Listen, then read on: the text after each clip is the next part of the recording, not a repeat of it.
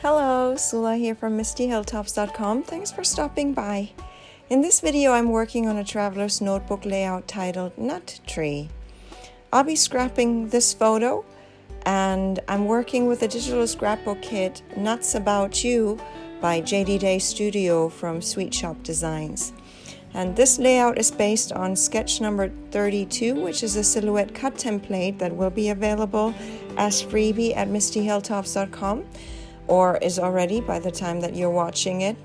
There are a number of freebies available for download, so if you haven't done it, go check it out and keep coming back because every week there will be new freebies posted on MistyHilltops.com.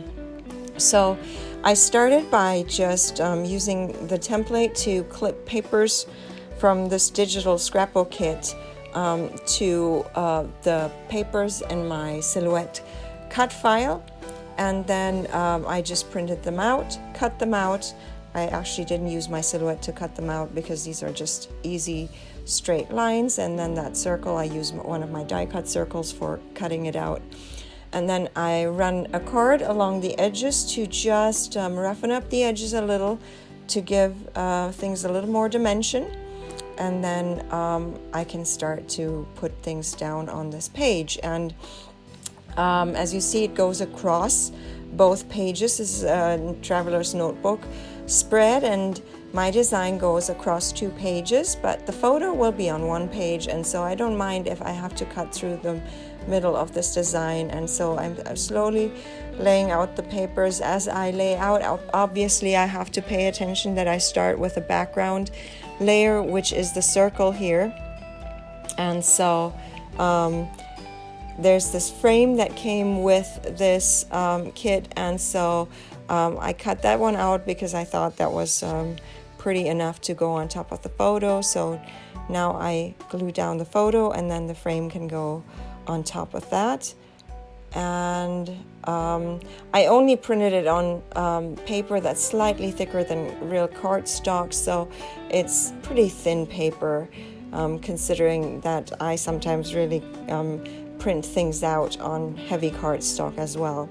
So not in this case, so I have to, this frame is just a little bit wiggly as I'm putting it down, but once it's down, it's all good. And then I have these, I still remember that I need to also glue down this paper strip. Here you see I forgot, but in the end it's not, oh no, I actually didn't forget. I think I just wanted to make sure it's underneath the photo, wherever that photo goes, and so I left it, the glue not too strong on that part, and then I pressed it down once that paper strip was there. So then there's these flowers that were easy enough to just fussy cut by hand that come with this digital kit. They're just the same flowers that are in the pattern paper, so I cut those out to use as embellishments for this page. And then this is a piece of cork that I used to then use with one of my dies.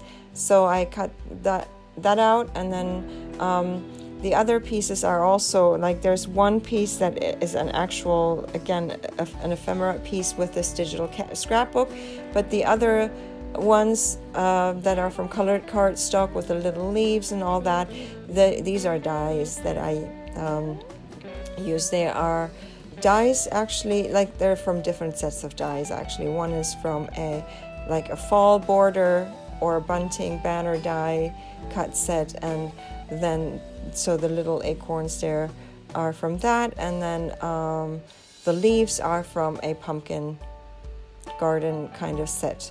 So all I need to do is to just arrange things in a little cluster there. I like clustering, but I also like to not make it too wild because I do want the photo, in my case, I know many people don't care, many people create really artistic pages, but I want to still have the focus on the photo and not so much on all of the surroundings. Although obviously the surroundings, that's a nice part about the scrapbooking. That's why we do scrapbooking, to have the beautiful papers and all that feature.